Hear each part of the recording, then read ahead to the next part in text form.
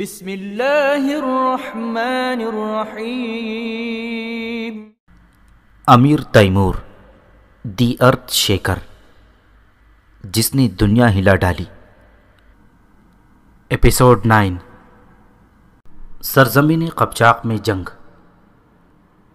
Timur نے اس آبادی کے گرد پہرا بٹھا دیا تھا تاکہ وہ لوگ توغتامیش تک اس کی اطلاع نہ پہنچا سکیں، اور اپنے سپاہیوں کو ہدایت کی کہ وہ چند گھنٹے آرام کر لیں، تاہم آدھی رات کے وقت چلنے کے لیے تیار ہو جائیں۔ تیمور خود بھی خیمے میں جا کر لیٹ گیا تھا۔ آنکھ لگتے ہی اسے ایک عجیب سا خواب دکھائی دیا۔ اس نے دیکھا کہ ایک برف پوش سرزمین پر درختوں کے جھنڈ پر کھڑا ہے۔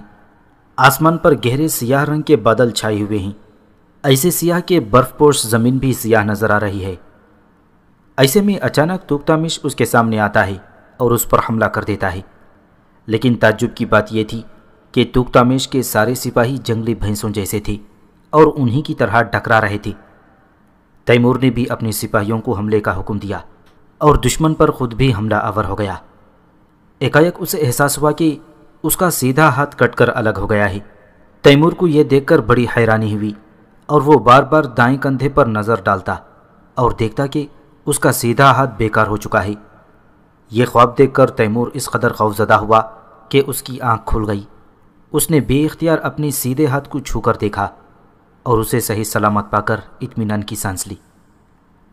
اگرچہ تیمور کا خیال تھا کہ چونکہ وہ ایسی حیران کن سرزمین پر ہے اور وہاں برف پوش زمین گہرے سیاہ بادلوں اور جنگلی بھینسوں کے حیرت انگیز مناظر دیکھ چکا ہے، اس لیے ایسی چیزوں کا خواب بھی نظرانہ قدرتی عمل ہے، تاہم دائیں ہاتھ کا بیکار ہونا اس کے دل پر دباؤ ڈال رہا تھا، چونکہ ایک بار پہلے بھی اسے خواب میں اس بات سے خبردار کر دیا جا چکا تھا۔ اس لیے اس کا دل گواہی دے رہا تھا کہ کوئی بڑا حادثہ اس کا منتظر ہے۔ تیمور کی جگہ کوئی اور ہوتا تو بلا شبہ اپنا راستہ بدل لیتا، مگر تیمور کے دل میں ذرا بھی ہچکچاہٹ نہ تھی۔ آدھی رات کو جب فوج کی روانگی کے بگل بجے تو وہ تیزی سے اٹھا اور چلنے کو تیار ہو گیا۔ اس وقت اس پر قطعاً کوئی گھبراہٹ طاری نہ تھی۔ تیمور جانتا تھا کہ جب کوئی سپاہی میدان جنگ کا رخ کرے تو وہ در حقیقت موت کا استقبال کرنے اور اسرائیل کا سامنا کرنے جا رہا ہوتا ہے۔ تیمور کبھی بھی میدان جنگ میں کودنے اور موت کا سامنا کرنے سے نہیں گھبرایا تھا۔ بعض جنگوں میں وہ خود شریک نہ ہوا تھا، مگر وہ بھی مصلحتوں کے تحت، کیونکہ وہ نہیں چاہتا تھا کہ اس لمحے اس کی فوج سپہ سالار سے محروم رہے۔ تاہم اس کے دل میں اور کوئی خوف ہو تو وہ موت کا خوف ہرگز نہیں تھا۔ آدھی رات سے صبح تک وہ مغرب کی طرف سفر کرتے رہے اور کوئی خاص واقعہ پیش نہ آیا۔ دوپہر کے وقت ہراول دستے نے اطلاع دی کہ وہ ایک بار پھر جنگلی بھینسوں کو آتا دیکھ رہے ہیں۔ اس بار ہراول دستہ بخوبی جانتا تھا کہ وہ جو دیکھ رہا ہے وہ بھینس ہیں اور دشمن کے سپاہی نہیں۔ معلوم ہوا کہ بھینسوں کا غلہ سیدھا ان کی طرف آ رہا ہے، کیونکہ اب تیمور اور اس کی فوج کا راستہ بدل چکا تھا۔ عصر کے وقت تیمور اور اس کے سپاہی ان بھینسوں کے سامنے پہنچ گئے۔ انہیں ایک بار پھر اپنے سامنے پا کر وہ بھینسیں پلٹیں اور جس طرف سے آئی تھیں اسی طرف لوٹ گئیں۔ اس دن شام ڈھلے تک وہ بھینسیں تیمور کی فوج کے آگے آگے دوڑتی رہیں۔ وہ کبھی کبھی ٹھہر جاتیں، پلٹ کر اپنی لال لال آنکھوں سے انہیں گھورتیں، اور جب دیکھتیں کہ فوج ان کے پیچھے آ رہی ہے تو وہ دوبارہ بھاگنے لگتیں۔ وہ لوگ رات بھر چلتے رہے اور جب صبح ہوتی تو انہیں بہت دور ایک بار پھر بھینسوں کا غلہ دکھائی دیتا، لیکن اس بار ان کا اندازہ غلط نہ تھا اور نظر آنے والے جنگلی بھینسوں کا غلہ نہیں تھا، بلکہ در حقیقت دشمن کی فوج تھی۔ بعد میں انہیں معلوم ہوا کہ دراصل بھینسوں کا وہ غلہ ہی ان کے دشمن کو ان کی وہاں موجودگی سے خبردار کرنے کا سبب بن گیا تھا۔ توغتامیش اور اس کے سپاہی چونکہ مقامی لوگ تھے اور جانتے تھے کہ بھینسوں کا وہ غلہ موسم بدلنے پر شمال کی طرف بھاگنے لگتا ہے، مگر جب تیمور کی فوج کے سامنے آنے پر بھینسوں نے اپنا راستہ تبدیل کیا اور واپس پلٹ پڑیں تو توغتامیش اور اس کی فوج سمجھ گئی کہ ایسا دشمن کی فوج آنے سے ہوا ہے۔ یوں توغتامیش کو غفلت میں جا لینے کا تیمور کا ارادہ خاک میں مل گیا۔ اس سے یہ بات بھی ثابت ہوئی کہ کوئی سپہ سالار کتنا ہی قابل کیوں نہ ہو اور کتنی ہی عقل مندی سے کام کیوں نہ لے، مستقبل میں کیا ہونے والا ہے اس کا اندازہ نہیں لگا سکتا۔ تیمور کے ہراول دستے نے واضح طور پر اطلاع دی تھی کہ انہوں نے کچھ سواروں کو دیکھا ہے جو انہیں دیکھتے ہی ٹھہر گئے اور پھر تیزی سے واپس پلٹ گئے۔ کافی کوشش کے باوجود ان میں سے کسی کو نہ پکڑا جا سکا۔ اس رات وہ لوگ ساری رات سفر کرتے رہے اور صبح کی روشنی پھیلنے پر تیمور نے حسب عادت سورہ الفلق کی تلاوت کی۔ اسی لمحے اس کی نظر پیڑوں کے جھنڈ پر پڑی اور نزدیک پہنچ کر معلوم ہوا کہ وہ گھنے درختوں پر مشتمل جنگل ہے۔ چنانچہ تیمور نے وہیں پڑاؤ ڈالنے کا حکم دے دیا، اگرچہ وہ جانتا تھا کہ دشمن قریب ہے اور کسی بھی وقت جنگ چھڑ سکتی ہے، مگر اس نے سپاہیوں کو آرام کی اجازت دے دی تاکہ ان کی تھکن دور ہو جائے۔ البتہ اس نے چاروں طرف سخت پہرا بٹھا دیا تاکہ افسر اور سپاہی آرام سے سو سکیں۔ البتہ خود تیمور بالکل نہ سو سکا تھا، اس پر اضطراب کی سی کیفیت طاری تھی۔ اس کے ہراول دستے کی طرف سے اطلاعات موصول ہو رہی تھیں کہ وہ مسلسل کچھ سواروں کو دیکھ رہے ہیں جنہوں نے کھال سے بنی ہوئی ٹوپیاں پہن رکھی ہیں۔ وقفے وقفے سے کچھ اور سوار ان سے آ کر ملتے ہیں اور پھر لوٹ جاتے ہیں۔ تیمور کے لیے شک کی گنجائش نہ رہی تھی کہ وہ توغتامیش کی فوج کے ہراول دستے کے سوار ہیں۔ ان کے پیچھے آنے والے لوگ نئے احکام لاتے ہیں اور تازہ اطلاعات لے کر لوٹ جاتے ہیں۔ اگرچہ تیمور توغتامیش کو غافل نہ کر سکا تھا، مگر اسے امید تھی کہ اسے جنگی ساز و سامان مہیا کرنے کی مہلت نہیں مل سکی ہوگی۔ بہرحال جب سورج کافی بلند ہو گیا تو تیمور نے سپاہیوں کو بیدار کرنے کے لیے بگل بجانے کا حکم دے دیا۔ چلنے سے پہلے اس نے جنگی صف آرائی مکمل کی اور فاضل فوج کا دستہ بھی الگ کر دیا۔ اب موسم قدرے خوشگوار تھا اور آرام کے باعث گھوڑے اور سپاہی تازہ دم لگ رہے تھے۔ اسی اثنا میں ہراول دستے کی طرف سے اطلاع موصول ہوئی کہ وہ دشمن کے قریب پہنچ گئے ہیں اور چونکہ مقابلہ نہیں کر سکتے اس لیے پیچھے ہٹ رہے ہیں۔ دراصل ہراول دستے کا کام دشمن پر نظر رکھنا اور ان کے بارے میں اطلاعات مہیا کرنا ہی ہوتا ہے، اور جب دشمن کی فوج سامنے آ جائے تو ہراول کے پاس لوٹانے کی سوا کوئی چارہ نہیں ہوتا، کیونکہ تعداد کم ہونے کے باعث وہ اس کا مقابلہ نہیں کر سکتے۔ تیمور اور اس کے سپاہی جب شنگری نامی سرزمین میں داخل ہو چکے تھے، ان کے سامنے زمین ہموار تھی، گویا تیمور آدھے گھنٹے میں اپنی فوج کو دائیں بائیں پھیلا کر خود مرکزی حصے کی کمان سنبھال سکتا تھا۔ تیمور نے اپنے افسروں کے ذریعے تمام سپاہیوں تک پیغام پہنچا دیا کہ آج لڑائی کا دن ہے، یاد رکھو ہمارے پاس فتح کے سوا اور کوئی راستہ نہیں۔ اگر توغتامیش نے ہم پر غلبہ پا لیا تو ہماری ہڈیوں کو اس برفزار میں بکھیر دے گا اور ہمارا نام و نشان تک باقی نہ رہے گا۔ یاد رکھو کہ واپسی کا بھی کوئی راستہ نہیں، کیونکہ اگر ہم واپس ہوئے تو توغتامیش راستے میں آنے والے قبائل کو ساتھ ملا کر ہمارے مقابلے پر لا کھڑا کرے گا اور ہم میں سے کوئی دریائے آبزگون کے کنارے تک نہ پہنچ سکے گا۔ لہٰذا ہماری بقا کا واحد راستہ یہی ہے کہ جی جان سے لڑیں اور فتح حاصل کریں۔ میں وعدہ کرتا ہوں کہ فتح کی صورت میں قبچاق کی تمام مملکتوں کو تاراج کرنے کی تمہیں کھلی چھٹی دے دوں گا، اور تمہیں یہ بھی اجازت ہوگی کہ یہاں کی جوان لڑکیوں اور عورتوں کو اپنی کنیزیں بنا لو۔ توغتامیش چونکہ حربی کافر ہے، اس لیے اس کے ملک کی عورتوں پر قبضہ جائز ہے۔ فتح کی صورت میں تم میں سے ہر کوئی اس قدر مالدار ہو جائے گا کہ زندگی بھر عیش کرے گا، اور تمہاری اولاد بھی پرسکون اور بے فکری کی زندگی بسر کرے گی۔ اس لیے ایک دن جی توڑ کر کوشش کر لو اور پھر زندگی بھر عیش کرو۔ تیمور نے یہ باتیں اپنی سپاہیوں سے اس لیے کہیں تاکہ وہ جان لیں کہ فتح کی صورت میں قبچاق کا سارا حسن اور ساری دولت ان کے قبضے میں ہوگی۔ دوپہر سے کچھ پہلے توغتامیش کی فوج جنگی سفارائی کے ساتھ ظاہر ہو گئی۔ اس کی فوج کا 2/3 حصہ پیادہ سپاہیوں پر مشتمل تھا اور کل فوج 1 لاکھ کے لگ بھگ تھی۔ توغتامیش نے اپنی پیادہ فوجیوں کو دائیں بائیں پھیلا رکھا تھا، جبکہ اس کے سوار سپاہی مرکزی حصے میں تھے۔ پیادہ سپاہیوں کے پاس نیزے نہ تھے، مگر وہ اس کے بجائے تیر کمان سنبھالے ہوئے تھے، چونکہ توغتامیش جانتا تھا کہ اس کے سپاہی تیر اندازی زیادہ بہتر طور پر کر سکتے ہیں، اس لیے اس نے انہیں نیزوں کے بجائے تیر کمان سونپ رکھے تھے۔ تیمور نے اپنے دائیں بائیں حصے کے سپاہیوں کو حکم دیا کہ وہ توغتامیش کے لشکر کے میمنہ اور میسرہ پر ہلہ بول کر اس کے پیادہ سپاہیوں کا شیرازہ بکھیر دیں، اور وہ خود اپنے سواروں کے ہمراہ دشمن کی طرف بڑھ کر یہ ظاہر کرنے لگا کہ جیسے وہ حملہ کرنے کا ارادہ رکھتا ہے، مگر دراصل وہ یہ ناٹک کھیل رہا تھا اور اس کا ارادہ تھا کہ دشمن کے گھوڑ سواروں کو اپنی جگہ چھوڑنے پر مجبور کر دے۔ تیمور کے افسر اس کے ارادے سے باخبر تھے۔ وہ جانتے تھے کہ تیمور سب سے پہلے توغتامیش کی پیادہ فوج میں انتشار پھیلانا چاہتا ہے، پھر سوار فوج کو اپنے پیچھے لگا کر منظم صفیں چھوڑنے پر مجبور کرنا چاہتا ہے، تاکہ اس کی فوج کے دونوں رسالے چکر کاٹتے ہوئے دشمن کو گھیرے میں لے لیں، تب وہ خود سامنے سے حملہ کر دے گا تاکہ توکتامش کی فوج دونوں طرف سے گھیرے میں آ کر ہار ماننے پر مجبور ہو جائے۔ جس سرزمین پر وہ موجود تھے وہ بالکل ہموار تھی اور سپاہی جس طرح چاہتے بآسانی حرکت کر سکتے تھے، ان کی راہ میں کوئی رکاوٹ نہ تھی۔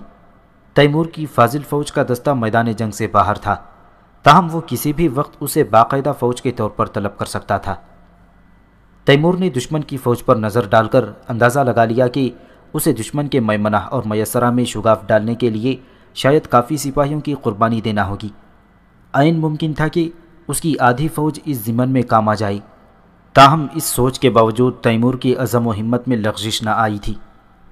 تیمور کے سپاہی پہلے تو دھیمی رفتار سے توکتامش کی فوج کی طرف بڑھے، تاہم نزدیک پہنچ کر انہوں نے اپنے گھوڑے کو ایل لگا دی اور سرپٹ دوڑتے ہوئے دشمن کی طرف بڑھنے لگے۔ ان کا مقصد اپنی رفتار سے شاہ قپچاق کی فوج کو تباہ و برباد کرنا نہ تھا، بلکہ وہ دشمن کے تیر اندازوں سے بچنے کے لیے ہر ممکن حد تک تیز رفتاری سے اس تک پہنچنا چاہتے تھے۔ اگر کوئی سپاہی دشمن کی طرف آہستہ رفتار سے بڑھے تو دشمن کے تیر اندازوں کو اس کی طرف 30 کے قریب تیر چلانے کا موقع مل جاتا ہے، لیکن اگر وہ تیز رفتاری سے آگے بڑھے تو ان تیروں کی تعداد نصف رہ جاتی ہے، بلکہ بعض صورتوں میں 1/3 رہ جاتی ہے۔ اس ضمن میں یہ بات بھی اہمیت کی حامل تھی کہ اگر گھڑ سوار دشمن کی فوج کے قریب پہنچ کر فوری طور پر اپنے گھوڑوں کو نہ روک سکیں تو وہ خود کو مزید خطرے میں ڈال لیں گے، کیونکہ دشمن کے تیر اندازوں سے بچنے کے لیے جب وہ اس کی صفوں سے آگے نکل جائیں گے تو دشمن کے تیر انداز ان کے پیچھے اپنی صفیں منظم کر کے دوبارہ انہیں پیچھے سے نشانہ بنا لیں گے اور ان کے پاس بچاؤ کا کوئی راستہ نہ بچے گا۔ تیمور کے سپاہی جانتے تھے کہ انہیں دشمن کے تیر اندازوں کے حملے سے بچنے کے لیے ہر ممکن حد تک تیز رفتاری سے ان تک پہنچنا ہے، مگر ان کے قریب پہنچتے ہی گھوڑوں کو روک کر دشمن پر حلہ بول دینا ہے۔ تیمور کے سپاہی جب دشمن کی طرف بڑھ رہے تھے تو وہ اپنے گھوڑوں کی پیٹھ سے چپکے ہوئے تھے تاکہ دشمن کے تیر اندازوں کو ہدف کم سے کم نظر آئے۔ تیمور یہ بھی جانتا تھا کہ گھڑ سواروں کو قریب پہنچنے سے روکنے کے لیے دشمن ان کے گھوڑوں کو ہلاک کرنے سے بھی گریز نہیں کرے گا، اس لیے اس نے حکم دے رکھا تھا کہ اگر کسی سپاہی کا گھوڑا بیکار ہو جائے تو وہ فوراً میدان جنگ کے پچھلے حصے کی طرف منتقل ہو کر نیا گھوڑا لے اور واپس جنگ میں شریک ہو جائے۔ جب تیمور کے گھوڑ سواروں نے دشمن کے دائیں بائیں حصوں پر حملہ شروع کر دیا تو تیمور بھی اپنے سپاہیوں کے ساتھ توکتامش کے گھوڑ سواروں پر حملہ آور ہو گیا۔ اسے یہ علم نہ تھا کہ توکتامش میدان جنگ میں موجود ہے یا کہیں پیچھے کھڑا ہے۔ چونکہ تیمور اپنی فوج کے مرکزی حصے میں تھا اور دشمن کی طرف بڑھ رہا تھا، ہموار زمین ہونے کی وجہ سے وہ دیکھ سکتا تھا کہ اس کے سپاہی اور ان کے گھوڑے اس طرح زمین پر آ رہے تھے جیسے خزاں رسیدہ پتے ہوں۔ دشمن کے تیر انداز بڑی پھرتی سے تیر چلا رہے تھے اور صاف ظاہر تھا کہ وہ بے حد ماہر تیر انداز ہیں۔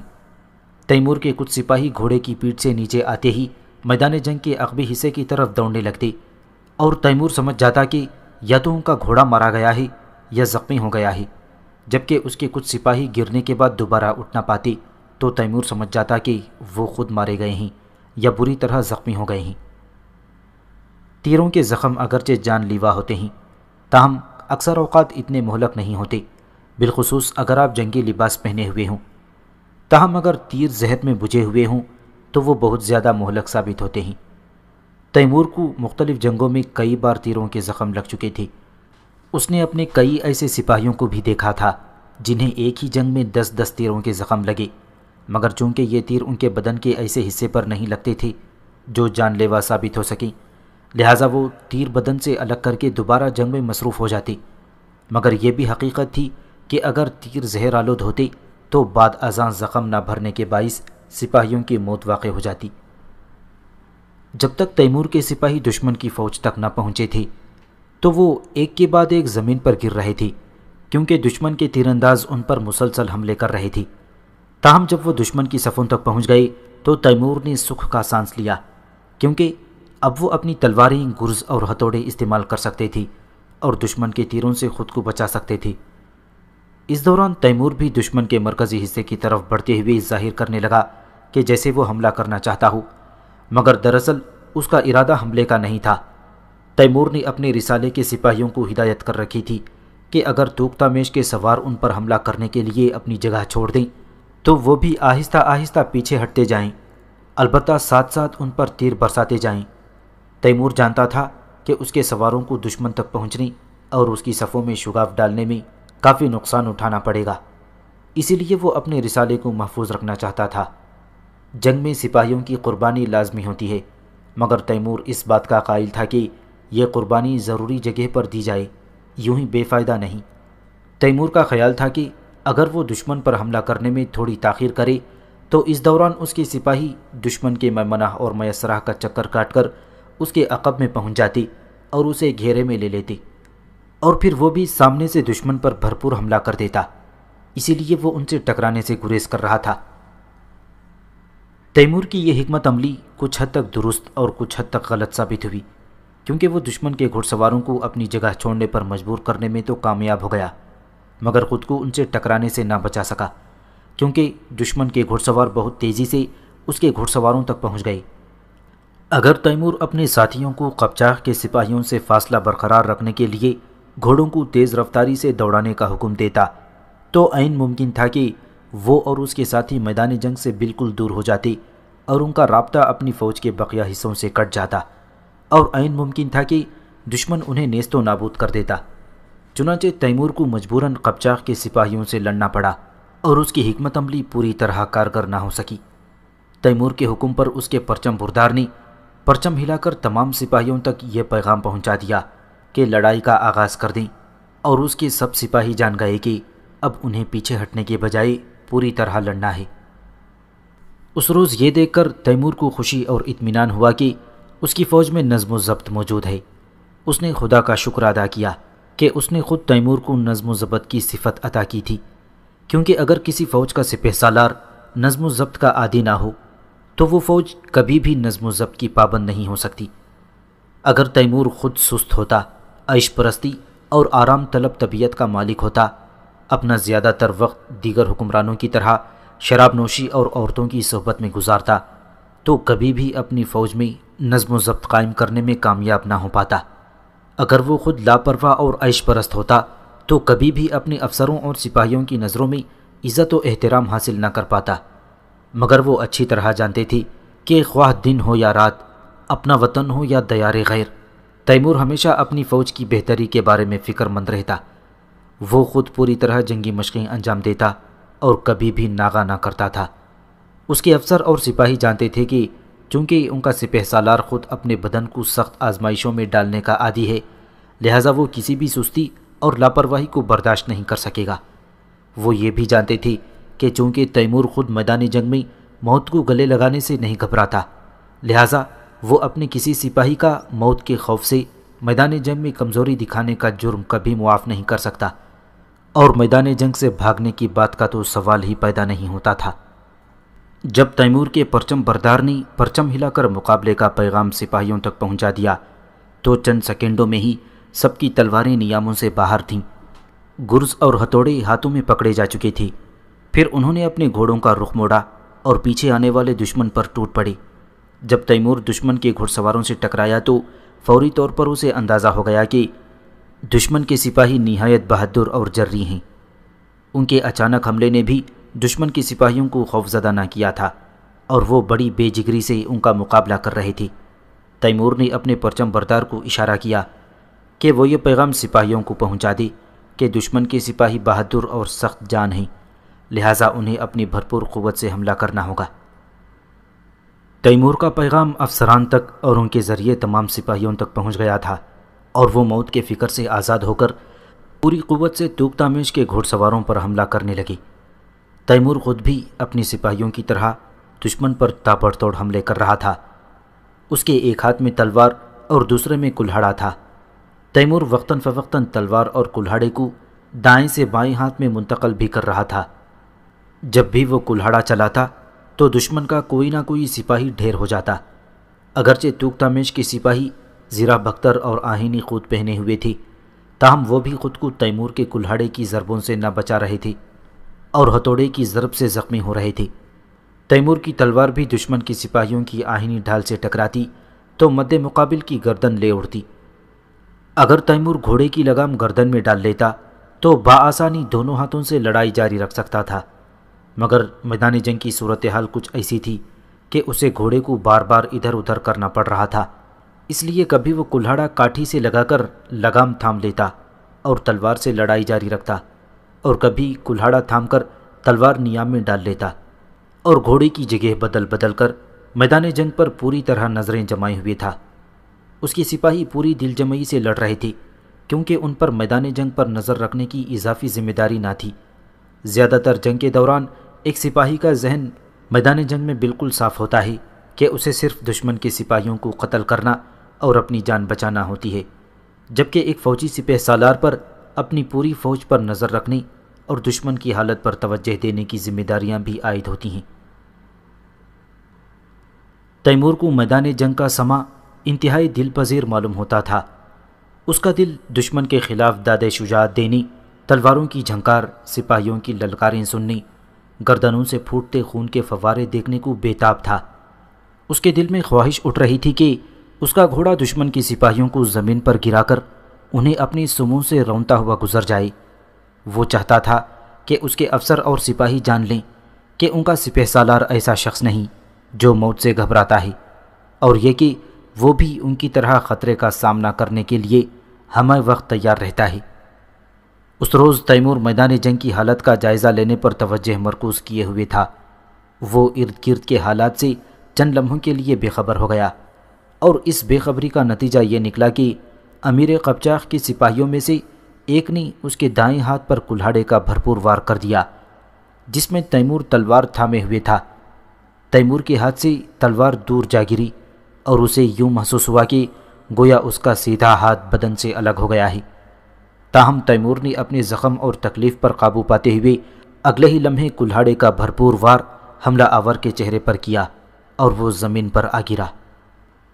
تیمور کا دایاں ہاتھ بیکار ہو چکا تھا، مگر پھر بھی اس نے میدان جنگ چھوڑنا گوارا نہ کیا، کیونکہ اس نے اپنا کلہاڑا بائیں ہاتھ میں تھاما اور دشمن کے سپاہیوں پر تیر برساتے ہوئے دل ہی دل میں کہنے لگا، اے سمر ترخان، خدا تیری روح کو کروڑ کروڑ جنت نصیب کرے، کیونکہ یہ تو ہی تھا جس نے مجھے ابتدا ہی میں ایک ہاتھ پشت پر باندھ کر ایک ہاتھ سے لڑنے کی تربیت دیتے ہوئے کہا تھا۔ یوں سمجھو کہ تمہارا دایاں ہاتھ بیکار ہو چکا ہے اور تمہیں صرف بائیں ہاتھ سے تلوار چلانی ہے۔ تیمور کو اس سے قبل بھی سمر ترخان کی تربیت کے ثمر کا اندازہ ہو چکا تھا، اور وہ جانتا تھا کہ ایک ایسا شخص جو دونوں ہاتھوں سے تلوار چلانا جانتا ہو دشمن کے کئی سپاہیوں پر بھاری ہو سکتا ہے، مگر اس روز اسے سب سے زیادہ سمر ترخان کی تربیت کی اہمیت اور فائدے کا اندازہ ہوا، کیونکہ اسی تربیت کے نتیجے میں اس کا بایاں ہاتھ بالکل دائیں ہاتھ کی طرح کام کر سکتا تھا اور اسی طرح دشمن کا قلع قمع کرنے کے قابل تھا۔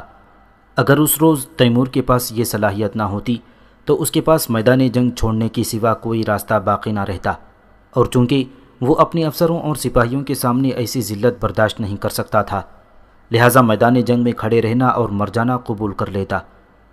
اس روز تیمور کے بائیں ہاتھ کی مہارت اور قابلیت نے اس کی جان بچائی۔ تیمور کے ہاتھ سے مسلسل خون بہہ رہا تھا، مگر اس نے اس پر کوئی توجہ نہ دی، کیونکہ اسی لمحے اسے پہلی بار توکتامیش کافی فاصلے پر اپنے پرچم کے پیچھے کھڑا نظر آیا۔ تیمور دو چیزوں کی مدد سے توکتامیش کو پہچان پایا، ایک تو اس کا پرچم اس کی پہچان کا سبب بنا تھا، اور دوسرا وہ بیش قیمت اور بھاری بھرکم جنگی لباس جو زیبتن کیے ہوئے تھا۔ تیمور نے دیکھا کہ توکتامیش نے اپنی داڑھی مونچھیں منڈوا رکھی ہیں، اور بعد ازاں معلوم ہوا کہ اس نے یہ رومیوں سے سیکھا ہے۔ تیمور اور توکتامیش کے درمیان اتنا فاصلہ تھا کہ وہ اس پر تیر سے حملہ کر سکتا تھا، مگر اپنے زخمی ہاتھ کے باعث وہ ایسا کرنے سے قاصر تھا، لہٰذا اس نے اپنے کئی سپاہیوں کو قپچاق کے بادشاہ کی موجودگی سے آگاہ کر کے اسے تیروں سے نشانہ بنانے کی ہدایت کی۔ اس دوران توکتامیش نے بھی تیمور کو دیکھ لیا، اور جب تیمور کے کچھ سپاہی اس کی طرف تیر چلا رہے تھے تو تیمور نے توکتامیش کی طرف اشارہ کر کے کہا، اس شخص کو میرے لیے زندہ پکڑ لاؤ یا قتل کر دو۔ اس وقت تک چونکہ تیمور بذات خود بھرپور لڑائی میں مصروف تھا، اس لیے فوج کے میمنہ اور میسرہ سے بے خبر تھا، اور اسے یہ معلوم نہ تھا کہ اس کے سپاہی دائیں اور بائیں طرف سے تیزی سے آگے بڑھ رہے ہیں۔ توکتامیش کے پیادہ سپاہیوں میں سے بہت سے مارے جا چکے تھے، اور ان میں سے کئی تیمور کے سپاہیوں کی طرف سے زبردست دباؤ کے باعث پیچھے ہٹ رہے تھے۔ توکتامیش تیمور سے زیادہ میدان جنگ کی صورتحال سے باخبر تھا، اور عین اس وقت جب تیمور اسے زندہ یا مردہ حالت میں گرفتار کرنے کا سوچ رہا تھا، اس نے پیچھے ہٹنا شروع کر دیا۔ وہ جانتا تھا کہ اگر وہ پیچھے نہیں ہٹے گا تو گھیرے میں آ جائے گا اور تیمور کے سپاہی اسے نرغے میں لے لیں گے۔ توکتامیش کے یوں پیچھے ہٹنے سے تیمور کو پتہ چل گیا کہ اس کی فوج کے دائیں بائیں حصوں نے دشمن کو کافی نقصان سے دوچار کر دیا ہے، لہٰذا اس نے پرچم ہلا کر دونوں حصوں کے سرداروں کو ہدایت کی کہ وہ جلد از جلد دشمن کے مرکزی حصے کو گھیرے میں لینے کی کوشش کریں۔ اپنے حکم سے بہتر طور پر آگاہ کرنے کے لیے تیمور نے اپنے نزدیک 2 سواروں کو اپنے دائیں بائیں حصوں کے سرداروں کی طرف روانہ کر دیا تاکہ وہ انہیں اس بات سے آگاہ کر سکیں کہ توکتامیش اپنی فوج کے مرکزی حصے میں ہے، اور اگر وہ اسے جلد گھیرے میں لے سکیں تو اسے زندہ پکڑنے یا قتل کرنے میں کامیاب ہو سکتے ہیں۔ تیمور نے یہ بھی پیغام بھیجا کہ انہیں فوری طور پر توکتامیش کو موت کے گھاٹ اتار دینا چاہیے تاکہ یہ شخص دوبارہ ان کی راہ میں رکاوٹیں کھڑی نہ کر سکے۔ تیمور کے سپاہیوں نے حکم کی پیروی کرتے ہوئے تیزی سے آگے بڑھنا شروع کر دیا، مگر وہ جتنا آگے بڑھتے توکتامیش اتنا ہی پیچھے ہٹتا جاتا، اور پھر دیکھتے ہی دیکھتے توکتامیش کی عقب نشینی فرار میں تبدیل ہو گئی۔ توکتامیش اور اس کے قریبی ساتھیوں نے اپنے گھوڑوں کا رخ موڑا اور بجلی کی سی رفتار سے بھاگ کھڑے ہوئے۔ تیمور نے اپنی فوج کے پورے رسالے کو ان کے تعاقب میں روانہ کر دیا، مگر وہ لوگ پوری کوشش کے باوجود توکتامیش اور اس کے ساتھیوں کو پکڑ نہ سکے اور وہ نظروں سے اوجھل ہو گئے۔ توکتامیش کی فوج کے مرکزی حصے سے اب بھی زبردست مزاحمت جاری تھی، اگرچہ ان سپاہیوں کو معلوم تھا کہ ان کا امیر فرار ہو چکا ہے، مگر پھر بھی وہ بڑی پامردی سے لڑ رہے تھے اور ہرگز ان کے پایا استقلال میں کمی واقع نہ ہوئی تھی۔ حالانکہ تیمور نے اکثر دیکھا تھا کہ جب کسی فوج کا امیر میدان چھوڑ دے تو اس کے باقی سپاہی بھی بڑی بے دلی سے لڑتے اور حوصلہ ہار دیتے ہیں، اس لیے جلد ان پر فتح پائی جا سکتی ہے۔ مگر یہاں معاملہ الٹا تھا۔ توکتامیش کے سپاہیوں کو ہرگز یہ پرواہ نہ تھی کہ ان کا امیر فرار ہو چکا ہے، بلکہ وہ پوری قوت سے لڑائی جاری رکھے ہوئے تھے۔ اگرچہ تیمور کے سپاہیوں نے دونوں اطراف سے دشمن کے صفوں کو چیر کر اسے کافی نقصان پہنچایا تھا اور کافی دور تک پیش قدمی کر چکے تھے، مگر پھر بھی دونوں اطراف کے پرچم بردار افسران دشمن کے سپاہیوں کو پوری طرح گھیرے میں لینے میں کامیاب نہیں ہو پا رہے تھے، جس کی وجہ سے قپچاق کے سپاہیوں کی زبردست مزاحمت اور دلیری تھی۔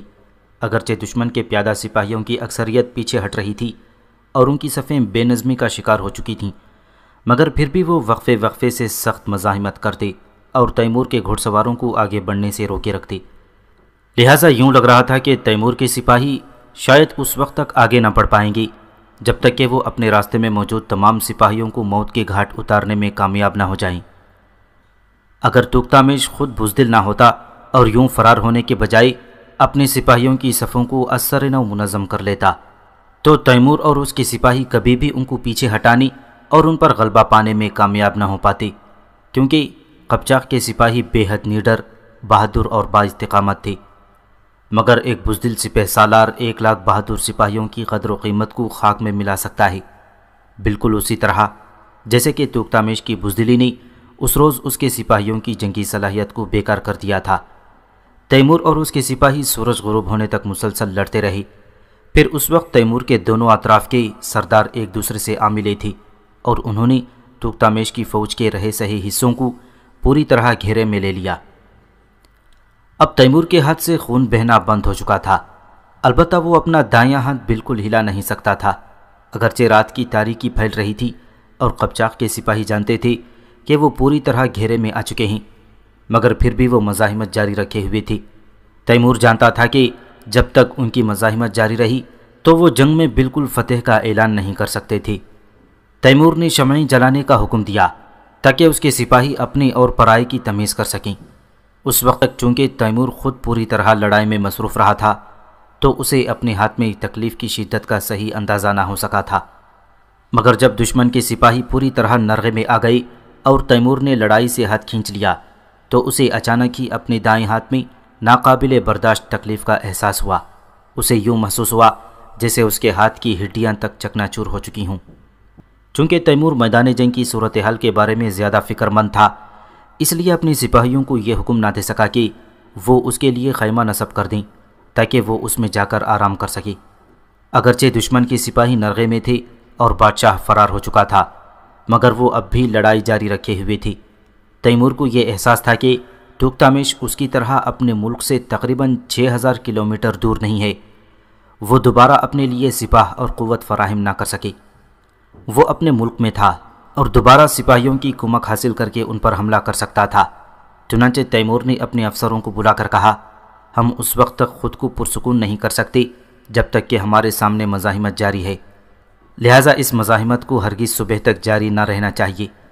عین ممکن ہے کہ توکتامش صبح تازہ دم فوج کے ساتھ ہم پر بھرپور حملہ آور ہو جائے۔ چنانچہ اگر تم دیکھو کہ تمہارے سامنے مزاحمت کرنے والے ہتھیار پھینکنے پر تیار نہیں ہوتے تو بلا دریغ انہیں قتل کر دو، خواہ اس دوران ہمیں خود ہی کچھ حد تک زخم اٹھانا پڑے۔ تیمور کے سپاہیوں نے ہر ممکن حد تک شمعیں جلا کر میدان جنگ کو روشن کر رکھا تھا۔ وہ رات جو کہ 22 فروری کی رات تھی، تیمور کی زندگی کی ناقابل فراموش رات تھی۔ تیمور شدید تکلیف میں مبتلا تھا۔ اس کا حکیم اسے افیون کھلانا چاہتا تھا تاکہ وہ درد کی شدت میں کمی محسوس کرے اور سو جائے، مگر جنگ کی صورتحال کے باعث تیمور سونے کے بارے میں سوچ بھی نہیں سکتا تھا۔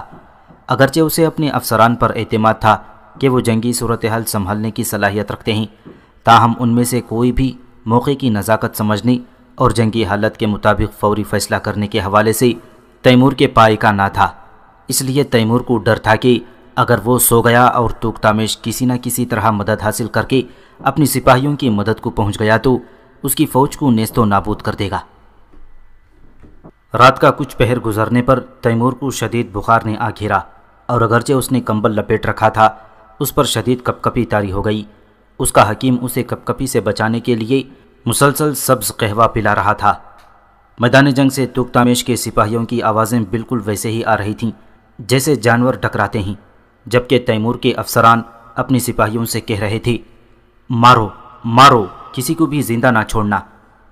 وقفے وقفے سے تیمور کے افسر اس کے پاس حاضر ہو کر جنگ کی صورتحال سے آگاہ کرتے اور وہ دیکھتا کہ ان کے گھوڑے خون میں نہائے ہوئے ہیں اور وہ خود بھی پوری طرح خون میں لتھڑے ہوئے ہیں۔ آدھی رات تک تیمور کے سپاہیوں اور مزاحمت کرنے والوں کے درمیان خوفناک جنگ جاری رہی، تاہم اس کے بعد تلواروں کے ٹکرانے اور جھڑپوں کی آوازیں وقفوں سے آنے لگیں اور تیمور نے جان لیا کہ جنگ کا خاتمہ ان کی کامیابی پر ہو چکا ہے۔ توکتامش کے باقی سپاہیوں نے ہتھیار پھینک دیے کیونکہ وہ جانتے تھے کہ اب ان کی مزاحمت بیکار ہے۔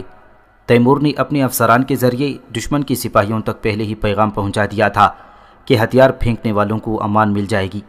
جیسے ہی جنگ ختم ہوئی تو تیمور نے حکم دیا کہ فوراً خیمے کھڑے کر دیے جائیں تاکہ ان کے افسران اور سپاہی آرام کر سکیں اور زخمیوں کا علاج ہو سکے۔ گھوڑوں کی دیکھ بھال کی ذمہ داری فاضل فوج کو سونپ دی گئی جو اب تک جنگ کا حصہ نہیں تھے۔ تیمور کے سپاہی ایک مسلسل سفر کے بعد شنگری پہنچے تھے اور یہاں پہنچتے ہی انہیں جنگ کا سامنا کرنا پڑا تھا، لہٰذا انہیں آرام کی سخت ضرورت تھی تاکہ اگلے دن تازہ دم ہو کر ہر طرح کی صورتحال کا سامنا کر سکیں۔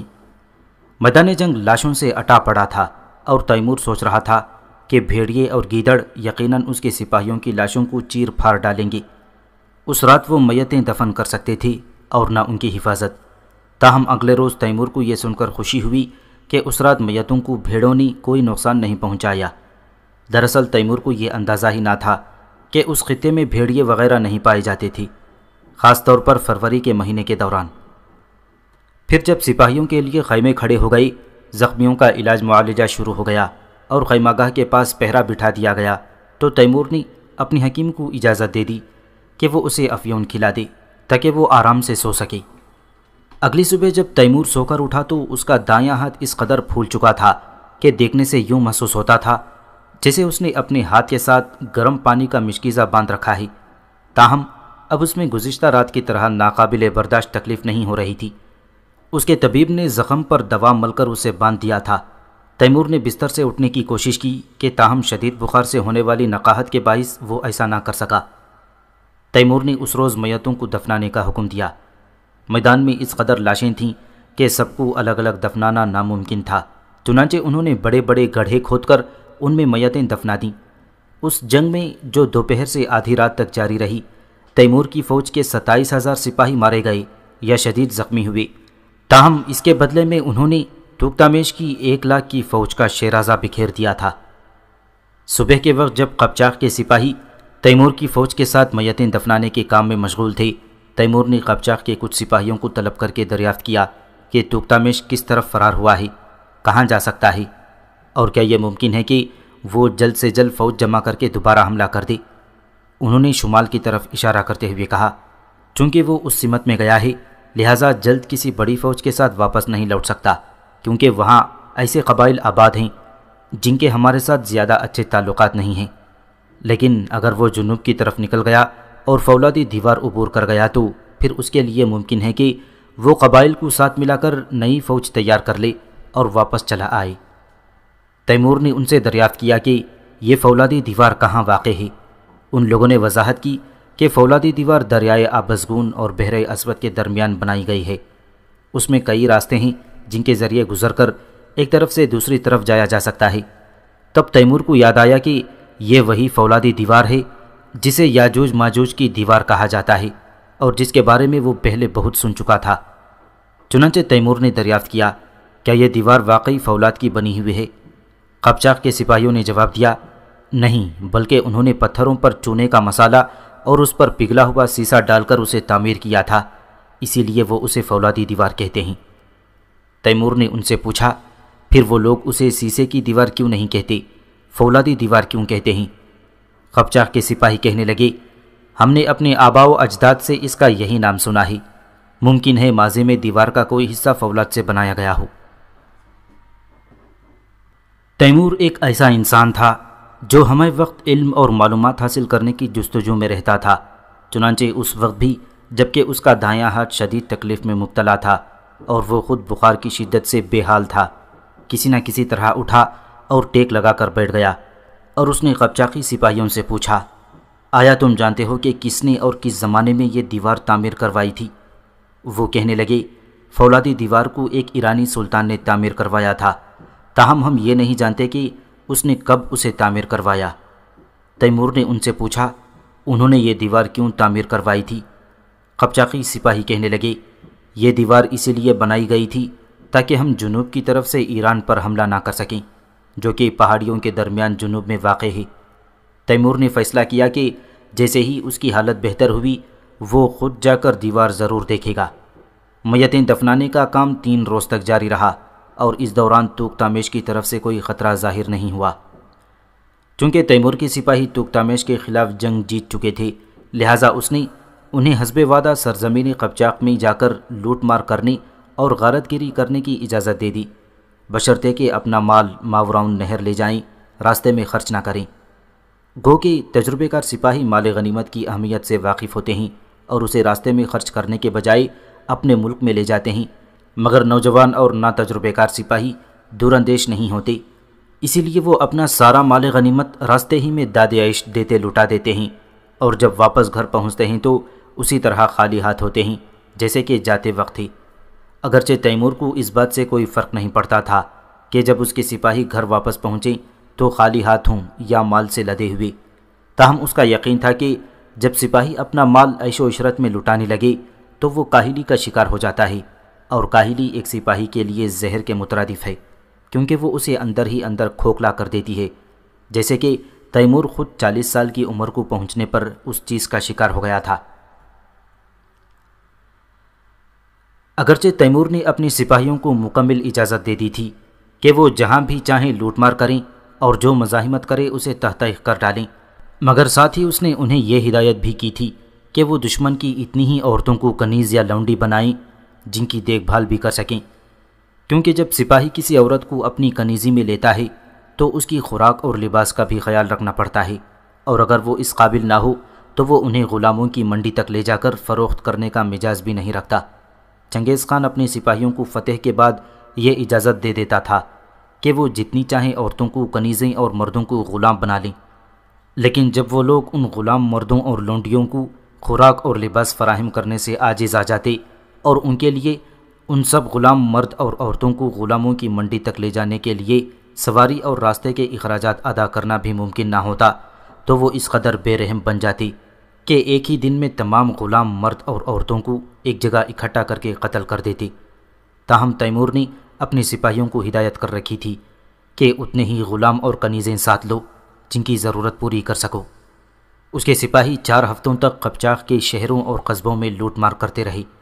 اس دوران جھڑپوں میں کچھ سپاہی مارے بھی گئے، کیونکہ جب مقامی باشندوں کو پتہ چلا کہ انہیں غلام بنایا جا رہا ہے تو وہ مزاحمت کرتے تھے، اسی لیے انہوں نے چھوٹے چھوٹے مزاحمتی گروپ بنا لیے تھے اور تیمور کے سپاہیوں کے خلاف لڑ رہے تھے۔ ان کے ساتھ جھڑپوں ہی کے نتیجے میں تیمور کے چند سپاہیوں کو جان گنوانا پڑی، تاہم اکثر مقامات پر مزاحمت کاروں کو کم تعداد کے باعث فرار ہونا پڑا۔ تیمور کو علم تھا کہ لوٹا ہوا مال غنیمت اس راستے سے لے جانا بے حد خطرناک ہے جہاں سے وہ قپچاق میں داخل ہوئے تھے، کیونکہ اس بات کا خطرہ تھا کہ ان علاقوں کے مقامی لوگ مال غنیمت کے لالچ میں ان کی ناکہ بندی کر دیں۔ یہی وجہ تھی کہ تیمور نے سارا مال غنیمت سمندر کے راستے ماوراؤن نہر بھیجنے کا فیصلہ کیا تاکہ وہ جلدی پہنچنے کے ساتھ ساتھ محفوظ بھی رہے۔ جیسا کہ پہلے ذکر ہو چکا ہے کہ تیمور کا دایاں ہاتھ لڑائی کے دوران بہت بری طرح زخمی ہوا تھا اور اسی زخم کی وجہ سے تیمور شدید بخار میں مبتلا تھا۔ اس کا یہ بخار 10 روز تک جاری رہا، جس کے باعث طبیب یہ باتیں کرنے لگے کہ تیمور کی زندگی بچانے کے لیے اس کا دایاں ہاتھ کاٹ دینا ناگزیر ہے۔ ایک روز مقامی باشندوں میں سے ایک معمر شخص تیمور کے پاس آیا۔ اس شخص کے بارے میں تیمور کو بتایا گیا کہ وہ ایک طبیب ہے۔ اس نے تیمور کے زخم کا معائنہ کرنے کے بعد اسے بتایا کہ اگر وہ اپنے زخم پر مقامی بوٹی کا بنا ہوا مرہم لگائے تو اس کا زخم جلد ٹھیک ہو جائے گا۔ تیمور نے بوڑھے کی بتائی بوٹی کا نام کبھی نہیں سنا تھا، مگر اس نے فوراً اپنے سپاہیوں کو حکم دیا کہ اس کے لیے بوٹی کا انتظام کرے۔ اگرچہ اس وقت تک موسم نسبتاً گرم ہو چکا تھا، مگر بظاہر بوٹیوں کے اگنے کے آثار نظر نہیں آ رہے تھے، اس لیے تیمور کے سپاہی خشک بوٹی دوسرے علاقوں میں تلاش کرنے نکل کھڑے ہوئے اور بالآخر اسے حاصل کر کے تیمور کی خدمت میں حاضر کر دیا۔ پھر انہوں نے اس بوٹی کا مرہم بنا کر تیمور کے زخم پر باندھ دیا۔ اس بوڑھے طبیب نے تیمور کو ہدایت کی کہ جیسے ہی یہ مرہم خشک ہو تو فوراً اس کی جگہ نیا مرہم تیار کر کے زخم پر لگا دیا جائے۔ تیمور نے ایسا ہی کیا اور 3 دن کے بعد ہی تیمور کے ہاتھ کے زخم میں بہتری کے آثار نمودار ہو گئے، اور 1 ہفتے کے بعد یہ بات واضح ہو گئی کہ تیمور کا ہاتھ ٹھیک ہو جائے گا۔ تیمور نے اس بوڑھے طبیب کو، جو مقامی گاؤں سے تعلق رکھتا تھا، 1000 سونے کے سکے عطا کیے اور اس کے ساتھ ہی اس کے پورے گاؤں کو امان بخشتے ہوئے فرمان جاری کر دیا کہ کوئی سپاہی بوڑھے کے گاؤں کی طرف آنکھ اٹھا کر بھی نہیں دیکھے گا۔ اس دن کے بعد سے وقت آخر تک تیمور اپنے دائیں ہاتھ سے لکھ نہ پاتا تھا، البتہ وہ دائیں ہاتھ سے تلوار چلانے کا کام لے سکتا تھا۔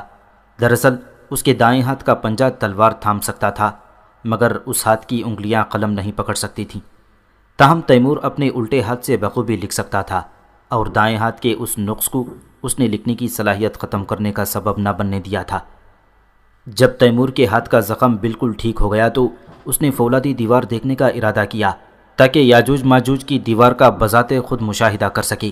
جیسا کہ تیمور کو قپچاق کے قیدیوں نے بتایا تھا کہ یہ دیوار ایران کے بادشاہوں میں سے کسی نے ایک بنوائی تھی اور یہ دریائے آبزگون اور کالے سمندر کے درمیان واقع تھی۔ جب یہ دیوار تعمیر ہوئی تو کوئی بھی انسان کوہ قاف کے شمال میں واقع بیابانوں سے جنوب کی طرف نہیں جا سکتا تھا، ماں سوائے اس کے کہ دیوار میں بنے ہوئے دروازوں میں سے عبور کرے، اور یہ دروازے لوہے کے بنے ہوئے تھے اور وقت کے ساتھ ساتھ مکمل طور پر خراب ہو گئے تھے، کیونکہ لوہا بارش، آندھی اور دیگر آفات کا اس طرح مقابلہ نہیں کر سکتا تھا جیسا کہ پتھر کرتا ہے اور جلد خراب ہونے لگتا ہے۔